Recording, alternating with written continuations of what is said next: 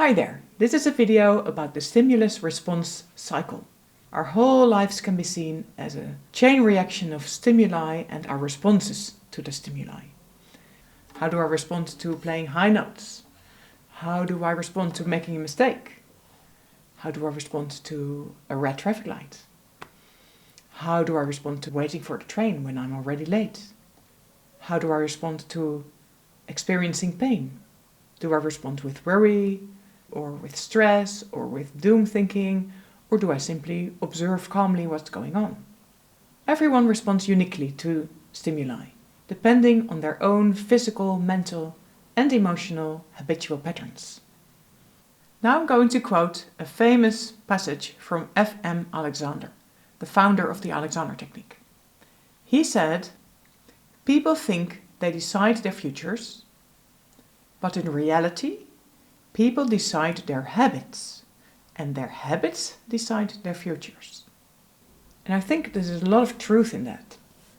But of course, we are not only deciding our habits ourselves. Our parents decide our habits for us to a great extent. What kind of food were you given as a child? What kind of life rhythm, what kind of values, what kind of habits of sitting, moving, what kind of beliefs do we get from our parents? Our culture is also deciding our habits for us.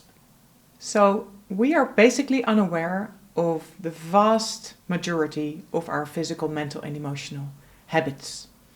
And if our habits are constructive and helpful, and we move freely and we breathe freely, and we have constructive thinking and our mindset is in order, the habits are great and they bring us health and well-being, basically. But imagine that your habits are not so great. Like in my case, I had so much neck tension, shoulder tension, arm tension, leg tension, lower back tension. I had not a great mindset. I had a lot of unconstructive thinking going on in my practice, in my daily life. I had a lot of stress. I created a lot of stress for myself, pushing myself, giving myself deadlines. So if those are the habits that you unconsciously have and you don't know you have them, then you go like, how can I get this injury, How can I suddenly have pain? I didn't do anything. I was just playing and I woke up with it or something, Then you get that kind of story. But of course, actually, the pain or the injury is only the tip of the iceberg coming out of the water, and we kind of missed the whole build-up underneath the water, the huge iceberg under the water. And we missed all the mental, physical, and emotional unhelpful habits for years and years and years, often.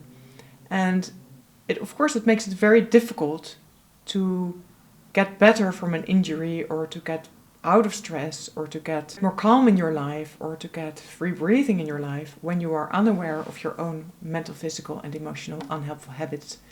And if you're not aware of how you respond to the stimuli in your daily life all the time. There are 6 reasons why habits are actually hard to change. And this is not only relevant for the habits in our own life in terms of food, movement, breathing, posture, sleeping position, how we think, how we respond to our emotions, but it's also true for much bigger picture, like changing habits for whole society. So there are 6 reasons why habits are hard to change. The first one is that they're unconscious. So we already talked about this. If you don't notice what you're doing or thinking or feeling and how these are all related and what is happening in you, then it's very hard to change a habit because, of course, you are not even aware that you have it in the first place. The second reason why habits are hard to change is because the neurological habitual pathways are deeply wired in our brain. The physical habit is always also connected to the mental habit and the emotional habit. Also, the brain path of the habit is really a highway in your brain, and you have been traveling over this highway for so long, usually for years and years and years. And so, it's very hard not to use that highway, We really need to create new brain-body connections and to create a new, healthier habit. The third reason why habits are hard to change is because our brains are not receiving the message that something is wrong or something is unhelpful or unconstructive. Because the brain is used to the habit feels good per definition, and you will not receive the message that something is not working. So for instance, in my left wrist, I was tensing it up, but I never got the message that something was tense at all. But I did get the message that I got pain, So actually the last stage of the habit, the tip of the iceberg, and the whole build-up of the habit and the pain below the surface of the sea, I wasn't aware of. With everybody, this is the case. The habit feels good, so the brain does not receive the message that something needs to be changed. The fourth reason why change is hard is because of the physical adaptations that need to be made. So often muscles, ligaments and tendons need to literally physically get time to start to lengthen again or start to release. The whole balance of the musculature in your body is adapting and changing. Vestibular organ gets different data. Your brain needs time to rewire and change. So all this is also physically, literally taking time. Then the fifth reason why change is hard, and this is a very important one. The brain will send the alarm when you do something that's not your habit. If something is not your habit, the brain will send the alarm. Something is wrong, something is off. So even when it's an improvement, your brain will get the message that something is out of order. So this is what the brain will do. So you need to go through this period of the brain barking in your ear like a dog, like demanding for attention. Something is off. And you kind of have to ignore that and work your way through that and not get distracted and know that it's part of the changing process and that should be, and it's okay. As soon as the brain notices something is different, it will send the alarm. And it's good because it's a protection mechanism as well. And it needs to send the alarm and it needs to bark in your ear. And of course, especially in the past, in our hunters and gatherers time, we needed to notice these changes. This is what we needed to notice. We needed to be aware of the changes, not so much the status quo. So it's very logical, but unhelpful when you want to change a habit in this day and age. And this is very good to know about yourself and know about the brain, how it works. And it will try to get you away from change and it will try to sabotage you, basically. So it's very helpful to realize this. And then, finally, the sixth reason why it's hard to change. We all have deep underlying beliefs, underlying convictions that resist change. So we want to hold on to those underlying beliefs. For instance, I had the belief, for vibrato, I must work very hard. So you kind of get almost addicted to the physical sensation of, this needs this amount of work. Otherwise I cannot vibrate and it will not be intense enough and it will not be musical enough. And I cannot perform like that because it will sound boring and crappy and horrible. So this deep underlying belief, in my case, music making needs to be done from physical tension and this hard-working fight. This was a big belief underlying my habit of tensing up my left arm.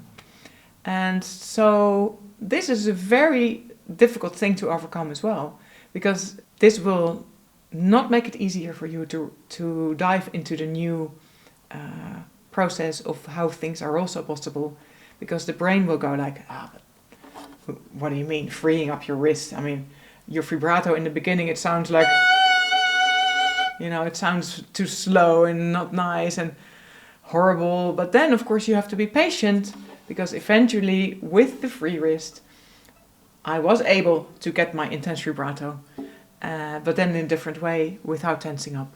And it was a big relief in the end. But I had to go through this period.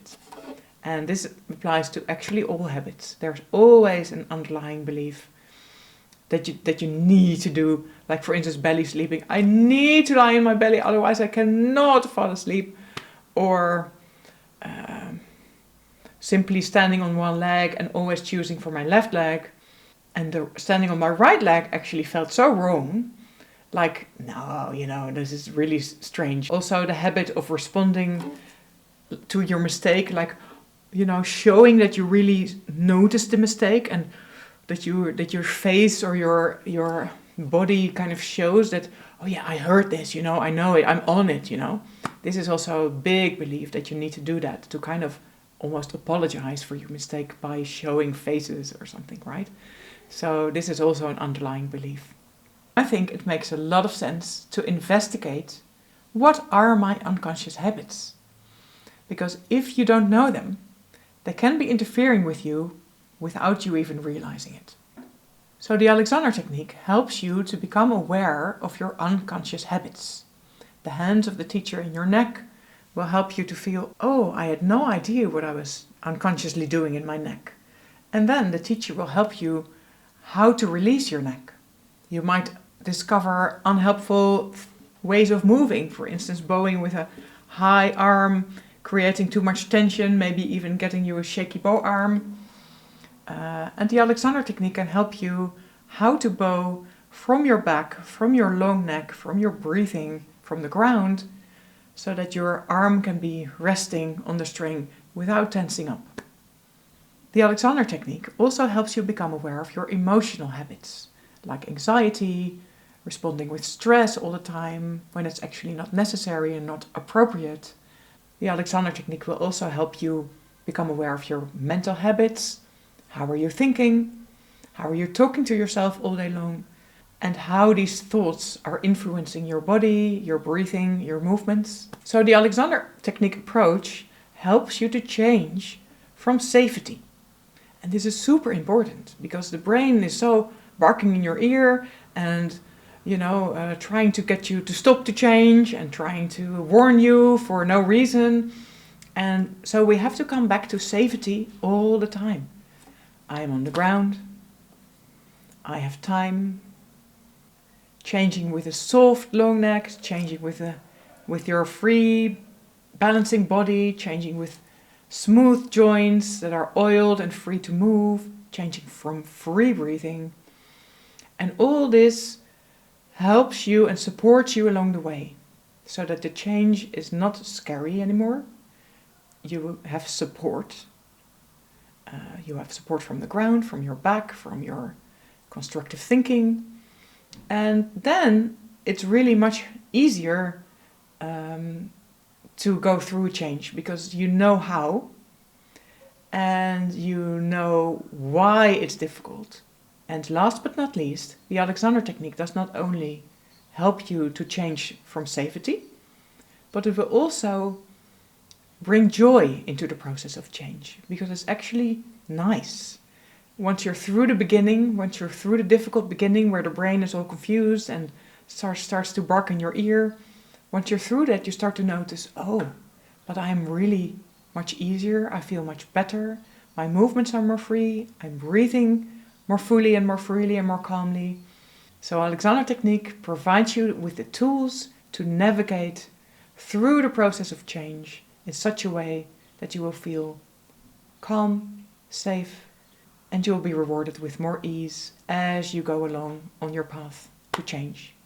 I hope this was helpful and that you know a little bit more about stimulus response, how habits work, why habits are hard to change, and how the Alexander technique can help you to change effectively, safely, and by bringing moments of calm and joy into the process of change so that you navigate through the changing process with much more calm and ease. So I hope you liked this video and see you next time. Bye.